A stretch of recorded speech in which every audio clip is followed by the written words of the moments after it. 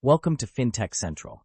This is Byte-Sized Intel, where we break down complex tech and finance topics into simple, no-fluff explanations. All in under 3 minutes. Let's get into it. Ever played a poker game at someone's house? There's no dealer, no casino staff. Just a group of people sitting at a table. Now imagine, instead of using physical chips, each player keeps a running tally of every bet, win, and loss. Everyone watches closely, and everyone keeps the same record to make sure no one cheats. That's basically how Bitcoin works. Instead of a central bank or middleman, Bitcoin uses a public ledger called the blockchain, a digital record that tracks every single transaction. But here's the twist. This ledger isn't stored in one place. It's decentralized, meaning copies are shared across thousands of computers around the world. Every time someone sends or receives Bitcoin, all those ledgers update together. No one's in charge. Everyone's accountable. Now imagine the opposite. What if only one person at the poker table was in charge of tracking every bet and payout? Everyone else just had to trust them. That's a centralized system, and it works until that person makes a mistake, plays favorites, or mismanages the chips. There's risk of corruption, error, or poor decisions affecting everyone at the table.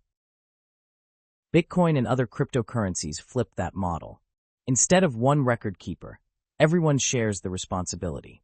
That's decentralization, and it's designed to be more transparent, secure, and fair. That's what makes it trustless. You don't need to trust a bank or government because the system itself enforces the rules. So now that you have an understanding of the fundamentals, let's ask the question, what exactly is cryptocurrency? At its core, it's digital money that's decentralized. Bitcoin was the first. Since then, thousands of others have popped up, like Ethereum, Solana, and Dogecoin. Some aim to be money. Others run smart contracts or power apps. But they all rely on blockchain tech to track value without a middleman. But here's a question everyone asks. How does something that isn't physical have real value? Well, why does gold have value? Or art? Or even paper money? It's because people agree it's valuable. Bitcoin is limited in supply. Only 21 million will ever exist. It's impossible to counterfeit, and it can be sent anywhere in minutes without needing a bank. Its value comes from a mix of scarcity, utility, and belief.